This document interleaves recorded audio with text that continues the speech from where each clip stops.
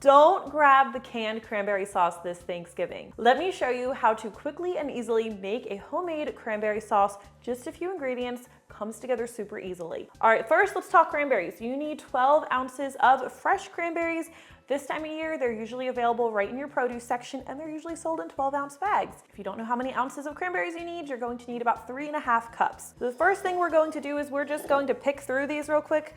Just take a quick look and pull out any that look a little funky. Sometimes you get like a wrinkled one, just pull that out. Only takes a second. Next, we're going to take these over to the sink and we're going to rinse them off, because you should always rinse your produce, and cranberries are no exception. You do that, right? You rinse your produce? I hope so. All right, let's rinse these real quickly and thoroughly. All right, we're going to set these aside because we don't need them just yet. We are going to kind of make the saucy portion of our cranberry sauce first. What we want to do is we want to get the sugars dissolved, so we're going to cook that first. And yes, you do need some sugar. The cranberry sauce that you're enjoying from the can, that's sweetened. We want to sweeten ours as well because cranberries are super tart. We're going to need a total of 1 cup of sugar. I split that a bit. I do 2/3 cup of granulated sugar, and I do 1/3 cup of firmly packed light brown sugar. The addition of the brown sugar really adds a nice depth of flavor, which you hear me say depth of flavor all the time. I'm all about that. It gives them a sort of like almost candied appeal. I really love using a little brown sugar. A flavor that pairs really, really well with cranberry is orange. So we're going to be using 2/3 cup of orange juice, and we'll just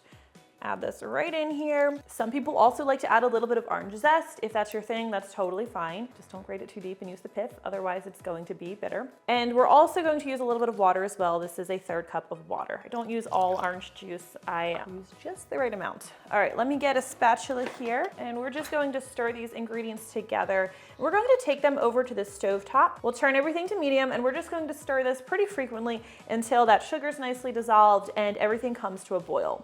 All right, once that's nice and boiling, we are going to carefully add our cranberries, carefully because you don't want to splatter yourself. We're going to keep our heat on medium, stir occasionally, bring everything back to a boil. So once you have a nice boil going, I like to reduce the heat down to a simmer, and we just want everything to simmer nice and gently. So once you're simmering, you're going to notice the berries are beginning to burst, and be careful because they can splatter a little bit. So give yourself a little space or use one of those screens to prevent splatter. Just continue to cook until almost all of the berries have burst. This usually takes about 10 to 15 minutes. We're also going to cook until the mixture has reduced some and it's thickened a little bit. The longer you cook, the thicker your cranberry sauce is going to get.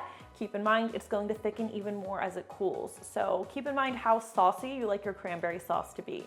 This is looking pretty good to me, so I'm going to take this off the heat now. All right, this is nice and hot, so we're going to cool it down by pouring it into a heat-proof bowl. I don't pour it right into the serving bowl. I'll transfer it to that before serving. This will help it cool down a bit faster. I let this cool at room temperature for like 20 minutes. I'll stir it occasionally. Get all that in there. And then once it's had time to cool down, a little bit, I will cover it with plastic wrap, and I will transfer it to the fridge where it's going to cool for at least 2 hours before you serve it. All right, after a couple hours in the fridge, this has been a little shy of 2 hours, but we should be in pretty good shape. Let's take a look at our cranberry sauce. Give it a nice stir. Beautiful. So I'm going to transfer this to a serving dish. Oh my goodness, it smells so good right now. Oh yeah. And this is how you make cranberry sauce that is better than anything you're going to find in a can. Great for your Thanksgiving dinner. If you make this, please let me know what you think. I really do always love hearing from you. Thank you so much for watching, and I will see you next time. Just a little taste test before dinner. Just the right amount of sweet, just the right amount of tart. That is amazing. Oh, looks like I got a little fuzzy there. Okay. Get sauced on Thanksgiving. You are really good at this, but I don't feel like it's meshing with the brand. Nikki's title, get sauced on Thanksgiving. Okay.